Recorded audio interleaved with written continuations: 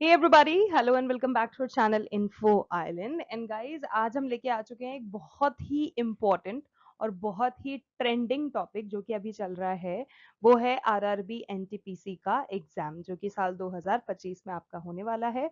So guys, recently RRB के द्वारा एक नोटिस जारी किया गया है। एक आई एम नॉट वेरी श्योर कि वो ऑफिशियल नोटिस है या फिर अनऑफिशियल नोटिस है या फिर इंटरनल कुछ ऐसा नोटिस है that has come out. But guys, एक नोटिस है जो कि एग्जाम डेट से रिलेटेड है, वो काफी ज्यादा वायरल हो चुका है। And a lot of people are claiming that it is unofficial. why they are saying that it is unofficial and fake, वो अभी आपको आगे वीडियो में जरूर से देखना पता चल जाएगा। बट उसके अलावा I just want to mention this thing कि गाइज, अभी आपके एएलपी के भी क्योंकि एग्जामिनेशन होने हैं, तो देर आर पॉसिबिलिटीज कि वो जो है वो आपके एएलपी के एग्जामिनेशन की डेट्स हों, जो कि निकाली गई हैं 2 जून से लेके आपके 22 जून तक। ठीक है।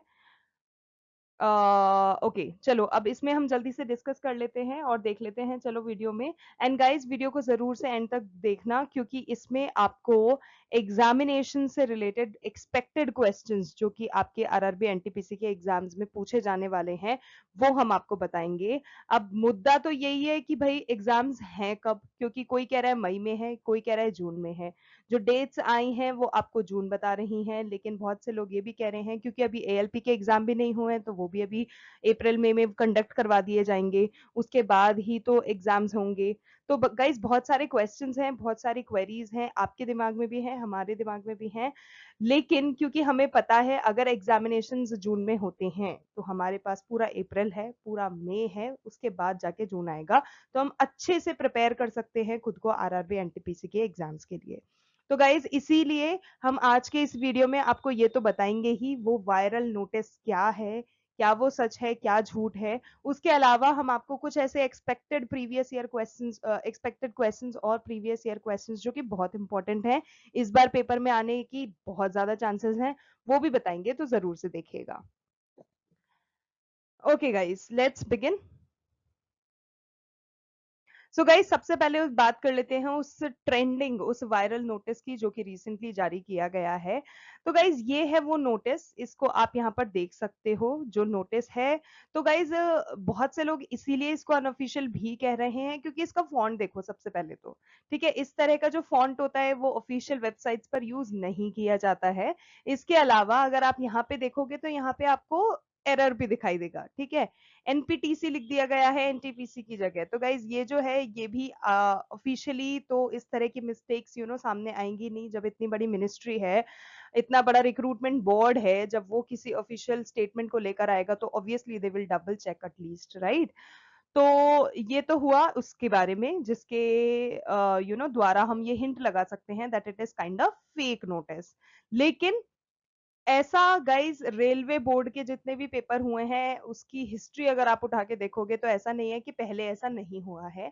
पहले भी कई बार ऐसा हुआ है कि कुछ इस तरह का अनऑफिशियल स्टेटमेंट आ जाता था, जो कि इंटरनल साबित होता था, लेकिन बाद में जब डेट्स निकल के आती थी तो वो सच सामने आया है। तो guys, there are possibilities, I am not very sure कि 100% श्योरिटी है, लेकिन देर आर पॉसिबिलिटी कि ये जो डेट्स हैं जो कि आपको यहाँ पर दी गई हैं, जैसे कि आप देख सकते हो, ग्रेजुएट लेवल के लिए 2 जून से लेके 22 जून तक, और अंडर ग्रेजुएट लेवल के लिए 28 जून से 21 जुलाई तक। ठीक है, तो there are very very very possible chances कि आपके जो एग्जाम्स हैं वो इन डेट्स में हों। तो इसीलिए आज ही से पढ़ाई करना शुरू कर दो अगर आप एनटीपीसी का ये ग्रेजुएट लेवल का या अंडर ग्रेजुएट लेवल का साल 2025 में एग्जाम देने की सोच रहे हो। ठीक है, सो डेट्स मैं अगेन आपको बता देती हूँ। अब तक जो पॉसिबल डेट्स हैं वो हैं आपकी ग्रेजुएट लेवल के लिए हो गई 2 जून से लेके 22 जून तक, और अंडर ग्रेजुएट लेवल के लिए हो गई 28 जून से लेके 21 जुलाई तक। ठीक है, अब डेट्स अपन ने देख ली है, इसके अलावा बाकी चीजें देख लेते हैं। तो guys, ministry of railway board की तरफ से कुछ इस तरह का नोटिस जो जारी किया गया है, उसमें यहाँ पर साफ साफ मेंशन है, आप देख सकते हैं, यहाँ लिखा हुआ है the second stage of the CBT computer based test जो होगा आपका, जो कि 19 मार्च को स्केड्यूल करा गया था, 19 और 20 मार्च को जो स्केड्यूल करा गया था, अब उसको कंडक्ट करवाया जाएगा 2 मई को। और 6 मई को। तो गाइस देयर आर चांसेस कि ये एएलपी के एग्जामिनेशंस की बात हो रही हो, ठीक है। तो ये चीज भी आपको ध्यान में रखना है। इसके अलावा कुछ और इंपॉर्टेंट पॉइंट्स यहाँ पर मेंशन्ड है, आप देख सकते हो। इसके अलावा अगर आपको डिटेल्स में कोई चीज जाननी है तो वो आपको ministry of railway recruitment board का जो ऑफिशियल वेबसाइट है वहां पर जाके एक एक चीज देखने को मिल जाएगी। लेकिन क्योंकि यहाँ पर साफ साफ मेंशन्ड है, इसको ओवरलुक नहीं करना, that it is for the recruitment of ALP post, ठीक है। तो ये जो डेट गिवन है आपको 2 मई से लेके 6 मई के बीच में जो भी पेपर होने के चांसेस हैं वो है आपकी एएलपी के पोस्ट के लिए जो पेपर हैं वो, ठीक है। तो ये डेट भी नोट कर लेना है और आज से ही पढ़ाई को शुरू कर देना है। ये रही वो डेट्स गाइस जिसकी अभी हमने बात करी थी, एएलपी पोस्ट के लिए है, ठीक है। तो ये चीज आपको ध्यान में रखनी है, ठीक है। अब गाइस देख लेते हैं कुछ ऐसे एक्सपेक्टेड क्वेश्चंस, कुछ ऐसे प्रीवियस ईयर क्वेश्चंस जो कि बहुत इंपॉर्टेंट हैं और बहुत हद तक चांसेस हैं कि वो इस बार आपके एग्जाम्स में पूछ लिए जाएं। तो चलिए जल्दी से शुरू कर लेते हैं। सो गाइस पहला इंपॉर्टेंट क्वेश्चन है कि एक 1.5 केजी यानी कि एक 1.5 किलो के केक को 10 लड़कों के बीच में बराबर बराबर बांटा गया, ठीक है। 10 लड़कों के बीच में 1.5 किलो का केक इक्वली डिवाइड किया गया है। तो गाइस प्रत्येक लड़के को कितना केक मिलेगा ये आपसे क्वेश्चन किया गया है। तो गाइस इसका आंसर हो जाएगा 150 ग्राम। कैसे होता है उसका आपको डिस्क्राइब्ड सोल्यूशन यहाँ पर मिल जाएगा कि 1 केजी में 1000 ग्राम होते हैं, तो 1.5 केजी में 1500 यानी कि 1500 ग्राम हो जाएगा। 1500 को जब हमने 10 से डिवाइड करेंगे क्योंकि 10 लड़कों को दिया गया है तो प्रत्येक एक लड़के को 150 ग्राम का केक मिलेगा, ठीक है। So correct answer is 150 gram. Okay next question, दिए गए विकल्पों में से उस संख्या का चयन कीजिए जो कि निम्नलिखित तालिका में प्रश्न चित्र को प्रतिष्ठा करेगी। तो यहाँ पर आपको ये इस तरह का कुछ बॉक्स गिवन है, ठीक है। इस बॉक्स में यहाँ क्वेश्चन मार्क गिवन है, तो आपको ये बताना है कि यहाँ कौन सी डिजिट आ जाए कि वो जो है वो इक्वल बन जाए, ठीक है, हर कॉलम के लिए। सो गाइज इसका आंसर हो जाएगा 6। ओके नेक्स्ट क्वेश्चन, निम्न में से कौन सी 1973 से भारत में बाघों की आबादी को व्यवहार्य स्तर पर बनाए रखने के लिए भारत सरकार द्वारा संचालित योजना है। सो गाइस 1973 में स्पेशली टाइगर्स के लिए ना एक स्कीम कह सकते हो आप, एक योजना कह सकते हो आप, वो लेकर आई थी हमारी सेंट्रल गवर्नमेंट जिसका नाम है प्रोजेक्ट टाइगर, ठीक है। तो ये जो प्रोजेक्ट टाइगर है वो बाघों की जो आबादी है वो किस स्तर पर चल रही है उसको संचालित करता है। So guys project tiger is the correct answer. Okay next question, यदि ए 1 के बराबर है, एस 19 के बराबर है और जी 7 के बराबर है तो हम मैसेज को कैसे लिखेंगे, ठीक है। तो यहाँ पे गाइज ए का आपको बता रखा है 1, एस का बता रखा है 19, ठीक है ना, और जी जो है ये है आपका 7 के बराबर है। तो आपको बताना है कि फिर हम message oh sorry it's not message it's massage, या फिर हम मसाज को कैसे लिखेंगे। सो गाइज उसको फिर हम लिखेंगे 1311919175। So this is your correct answer.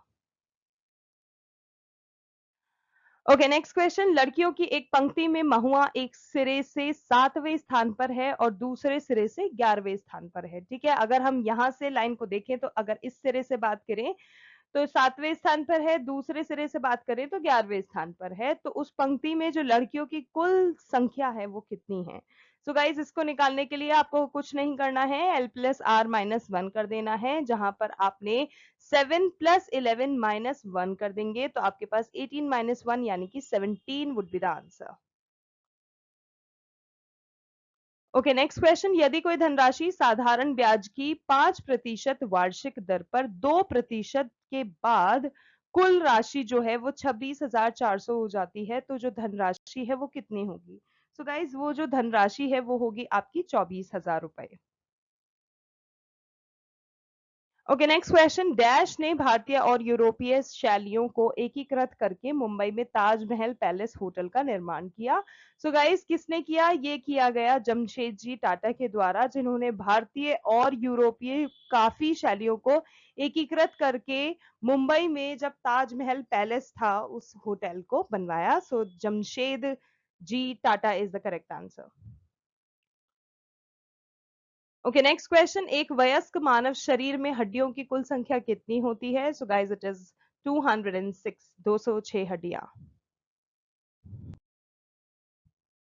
Okay, next question, कौन सा स्मारक तमिलनाडु में स्थित नहीं है? तो गाइस बेकल fort is one of those fort जो कि तमिलनाडु में स्थित नहीं है। उस अक्षर अंकीय समूह का चयन कीजिए जो कि निम्नलिखित श्रेणी में प्रश्न चिन्ह को प्रतिस्थापित करेगा। सो गाइज यहाँ पर एक सीरीज आपको दी गई है, G7R18, H8S19, I9T20। सो आपको नेक्स्ट पूछा गया है कि नेक्स्ट क्वेश्चन मार्क की जगह पे क्या आएगा। सो गाइज वो होगा आपका J10। जैसे कि आप देख सकते हैं ये इंक्रीजिंग ऑर्डर में आ रहा है, GHI, ठीक है, तो GHIJ 7, 8, 9, 10, ठीक है, फिर RSTU और उसके बाद 18, 19, 20, तो 21। तो इस तरह से आप सॉल्व करेंगे तो आपको मिल जाएगा J10U21 would be the next number in the series। Okay, next question, Beti Bachao Beti Padhao अभियान के एक हिस्से के रूप में बालिकाओं के लिए विशेष रूप का नाम क्या दिया गया है? सो गाइस बेटी बचाओ बेटी पढ़ाओ ये जो अभियान है जो कि हमारी सेंट्रल गवर्नमेंट ने शुरू करा था, इसी के एक हिस्से को बालिकाओं के लिए एक बहुत ही महत्वपूर्ण रूप से सामने लेकर आया गया। उस योजना का नाम रखा गया था सुकन्या समृद्धि योजना। सुकन्या समृद्धि योजना is the correct answer. Okay, next है, उस विकल्प का चयन करें जो कि तीसरे शब्द से उसी प्रकार संबंधित है जैसे कि दूसरा शब्द पहले शब्द से संबंधित है। तो गाइस कीवी अगर फल है तो लौकी क्या है? सब्जी। तो यहां पर आ जाएगा सब्जी। ओके, नाउ नेक्स्ट क्वेश्चन आपको रूट में दिया गया है जो कि आपको सॉल्व करना है। तो guys whole root 56 plus under root 185 plus 88 under root 36 plus 19। तो गाइस इसको जब आप सॉल्व करेंगे तो you will get 9 is the correct answer. Okay, 0.83 plus 45.4 plus 4.44 plus 4.604 plus 43। तो इसको जब आप सॉल्व करेंगे तो यू विल गेट 97.274। सन 1944 में भारत के बड़े उद्योगपतियों ने एकजुट होकर स्वतंत्रता मिलने के बाद देश में नियोजित अर्थव्यवस्था की स्थापना के लिए एक संयुक्त प्रस्ताव का मसौदा तैयार किया था। उस मसौदे को किस नाम से जाना जाता है? तो गाइस उस मसौदे को नाम दिया गया था द बॉम्बे प्लान। सो ये जो है बॉम्बे प्लान आपका करेक्ट आंसर है। Okay, the God of small things ये जो बुक है, इस उपन्यास की, इस नॉवल की लेखिका कौन है? तो गाइस ये लिखा गया है अरुंधति रॉय। भद्रा वन्य जीव अभयारण्य यानी कि भद्रा वाइल्ड लाइफ सेंचुरी जो है ये आपका किस स्टेट में स्थित है? So guys it is situated in Karnataka. Okay, 1945 में यूएन यानी कि यूनाइटेड नेशंस को लीग ऑफ नेशंस के उत्तराधिकारी के रूप में स्थापित किया गया था। सो गाइज यहाँ पर बताया गया है डैश 1945 में। सो कब एग्जैक्टली कब हुआ था वो? So guys just after the second world war, जैसे ही सेकेंड वर्ल्ड वॉर खत्म हुआ था उसके बाद यूनाइटेड नेशंस को लीग ऑफ नेशंस के उत्तराधिकारी के रूप में स्थापित कर दिया गया था। ओके, यदि b 2 के बराबर है, v 22 के बराबर है, r 8 के बराबर है, सो गाइस फिर उसके बाद आप बिहेवियर वर्ड को किस तरह से लिखेंगे? तो सबसे पहले b को हमने लिख दिया 2, उसके बाद e का हम लिख देंगे, ठीक है, e के नंबर पे जो है e लिख देंगे, h लिख देंगे, a के नंबर पे a लिख देंगे और फिर आ जाएगा, क्योंकि देखिए बी हो गया 2, 5 आता है आपका सॉरी ई आता है 5th नंबर पे, एच आता है 8th नंबर पे, उसके बाद ए आपका आ गया 1, ठीक है, फिर वी को हमने 22 लिख रखा है तो 22 हो गया। इसी तरह से आई आपका 9, ओ यू आर, इसको जब अपन लिखेंगे तो गाइस टोटल बन जाएगा 258122915211 ओके, नेक्स्ट क्वेश्चन, दो संख्याओं का अनुपात 3:2 यानी कि 3.2 है। यदि पहली संख्या से 8 घटाया जाता है और दूसरी संख्या से 6 घटाया जाता है तो अनुपात 5.4 जो है वो हो जाता है। तो आपको संख्याएं बतानी है। सो गाइज इसको सॉल्व करने के लिए आप इस तरह से करिए कि 3x माइनस 8 को डिवाइड कर दीजिए 2x माइनस 6 से, which is equal to what, which is equals to 5:4, which is 5/4। तो जब आप वो इक्वेशन को सॉल्व करेंगे then you will get 12x minus 32 plus 10x minus 30। ठीक है, फिर फर्दर उसको सॉल्व करके you will gate 2x plus 2 और x प्लस 1। ठीक है, तो यहाँ पर अब आपके पास आ गया 3x और 2x। तो जब 3x जो है वो 1 है, क्योंकि x इक्वल टू, यहाँ पे इक्वल आएगा गाइस, ठीक है, तो x इक्वल टू 1 हो गया, और 3 into 1 is 3 and 2 into 1 is 2, तो 3 and 2 other digits। Okay, Pulwama में आतंकी हमला कब हुआ था? तो गाइस 2019 में। आर्थिक विकास का एक अच्छा संकेतक डैश में निरंतर वृद्धि है, या आपकी जीडीपी यानी कि ग्रॉस डोमेस्टिक प्रोडक्ट में निरंतर वृद्धि होती रहना है। उस विकल्प का चयन करें जो कि तीसरे शब्द से उसी प्रकार संबंधित है जैसे कि दूसरा शब्द पहले शब्द से संबंधित है। तो अलमारी जो है अगर वो संग्रहण करने के लिए यानी कि स्टोरेज के लिए काम आती है, तो गाइस कुर्सी किस लिए काम आती है? कुर्सी is for sitting. Okay, 1 kilobyte में कितने बाइट होते हैं? 1024।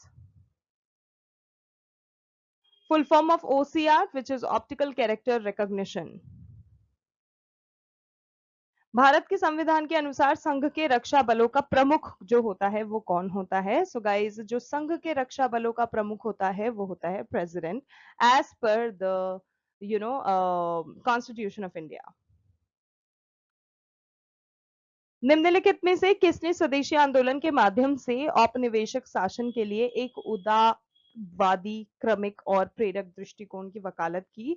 So guys, Gopal Krishna Gokhale was the one जिसने स्वदेशी आंदोलन के माध्यम से इन सब चीजों में अपना कंट्रीब्यूशन दिया। ओके, मादा एनाफिलीज मच्छर जो होता है वो किस रोग का वाहक है? सो गाइस, जो फीमेल, जो मादा एनाफिलीज मच्छर है, anopheles is the name of that mosquito जो कि मलेरिया फैलाता है। सो मादा एनाफिलीज मच्छर is related to malaria. Okay, 2019 में प्रणब मुखर्जी को किस प्रकार पुरस्कार से सम्मानित किया गया था? So guys, he was awarded with Bharat Ratna in the year 2019। So that's it guys, those were the very important questions, और हमने आपको वायरल और जो अभी ट्रेंडिंग नोटिस चल रहा है आरआरबी एनटीपीसी से रिलेटेड बूस्ट के बारे में भी बता दिया है। Guys, there are possibilities truth हो, देयर आर पॉसिबिलिटीज फॉल्स हो, वो फेक नोटिस हो, बहुत सारी चीजें पॉसिबल है, पर फिर भी what I am going to suggest you is कि हो सकता है वो सच हो। ठीक है, जितनी पॉसिबिलिटी, भाई 50-50 चांसेस है ना, तो जितना ना है उतना हाँ भी तो है ना। तो why not let's start preparing ourself, क्योंकि अभी हमारे पास टाइम है, we really can do it. तो जल्दी से प्रिपरेशन को जारी रखते हैं। ठीक है, ये जो क्वेश्चंस मैंने आज इस वीडियो में बताए अच्छे से घोल के पढ़ लेना, ठीक है, अच्छे से रट जाना। इसके अलावा भी हम आपके लिए प्रिपरेटरी वीडियोस लाते रहेंगे एनटीपीसी एग्जाम के लिए, जो कि आपके प्रिपरेशन लेवल को बूस्ट अप करेगा। If you guys have any suggestion, any recommendation, किसी भी तरह की कोई क्वेरी हो तो please comment section is all yours, do let us know in the comment section down below. और आज के लिए बस इतना ही। Thank you so much for watching, thank you so much for your time, we will see you in our next video. तब तक के लिए all the very best to all the candidates, और ज्यादा इधर उधर दिमाग नहीं लगाना है, just go and prepare yourself for the best. Thank you so much.